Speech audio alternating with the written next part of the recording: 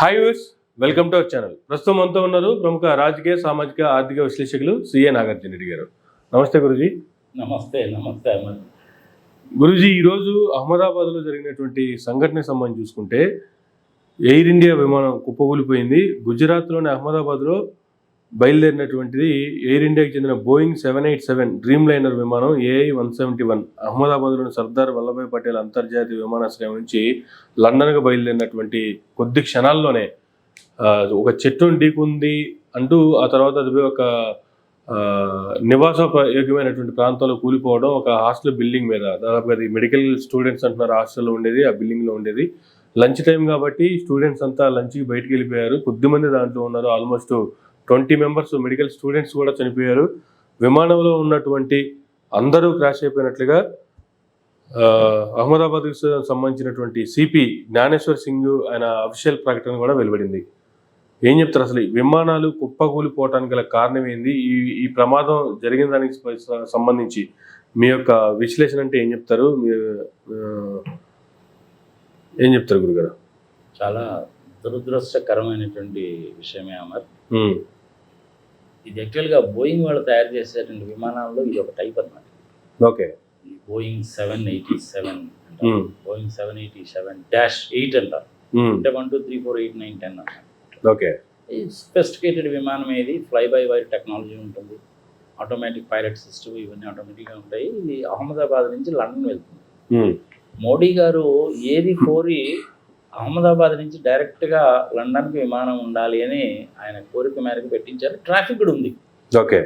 అంతకుముందు ఎవరైనా అహ్మదాబాదు, బరోడా, సూరత్ ఇక్కడి నుంచి ఇంకా లండన్ కానీ, న్యూయార్క్ కానీ, ఆర్ ఫ్రాంక్ఫర్ట్, నెదర్లాండ్, ప్యారిస్ ఇట్లాంటి చోట్లకి కనుక వెళ్ళాలి అంటే జూరిచ్ లాంటి ప్లేసెస్కి వాళ్ళు బాంబే అన్నా వచ్చేవాళ్ళు, ఢిల్లీ అన్నా వెళ్ళేవాళ్ళు.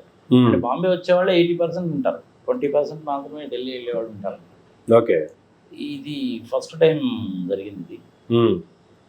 మంచి విమానమే అది 787. మరి దాని విమానం ఆపరేషన్లోకి ఎప్పుడు వచ్చిందో అయితే మనకు ఆ డీటెయిల్స్ అన్ని రాలేదు. బ్లాక్ బాక్స్ అని ఒకటి ఉంటుంది అమర్. ఆ బ్లాక్ బాక్స్ దొరికితే కానీ మనకి విషయాలన్నీ రావు. ఓకే. ఏంటి అసలు బ్లాక్ బాక్స్ అంటే ఏంటి? చెప్తాను. బ్లాక్ బాక్స్ అంటే ఏంటని అంటే నెక్స్ట్ చెప్తాం.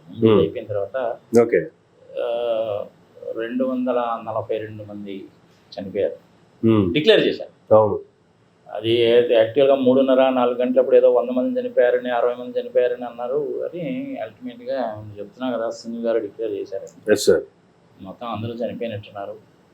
242 మందిలో 232 మంది ప్యాసింజర్స్ ఉన్నారు.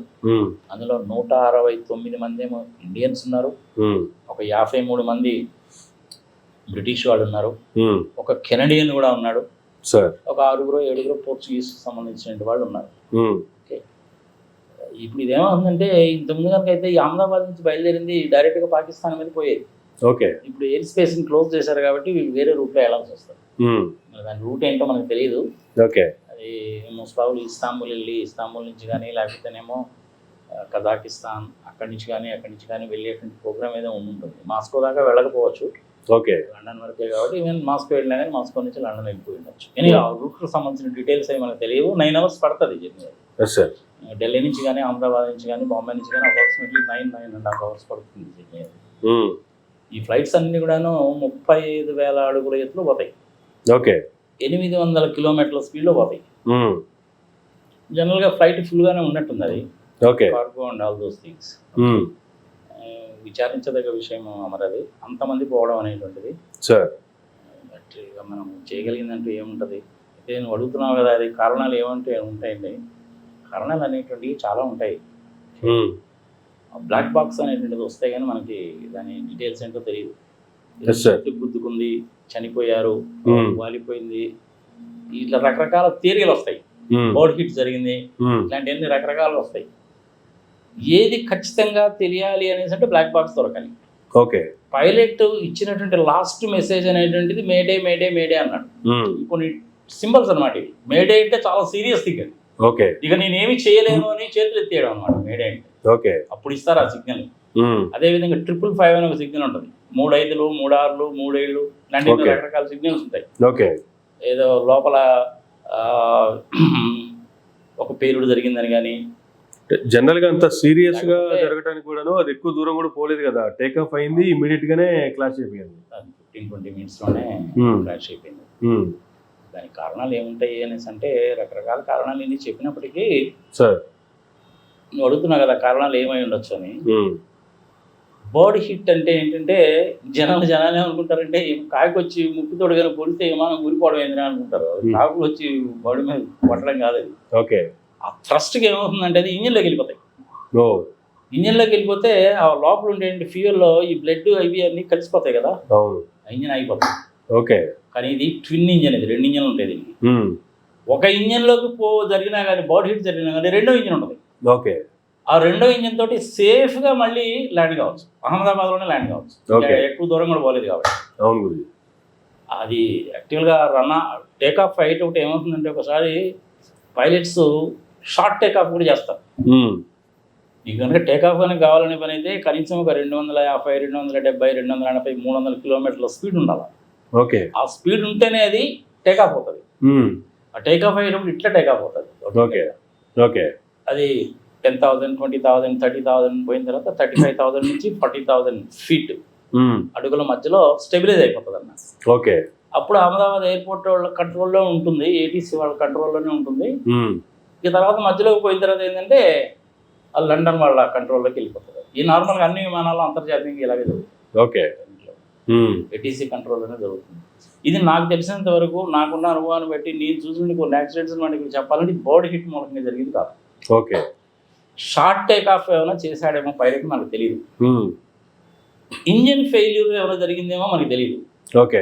2 ఇంజన్లు కనుక ఫెయిల్ కనుక కావడం అనేటువంటిది బోయింగ్ సిరీస్ 2 ఇంజన్లు ఫెయిల్ కావడం అనేటువంటిది చాలా రేర్. అది అవును. కాకూడదని ఎక్కడ లేదు. ఓకే.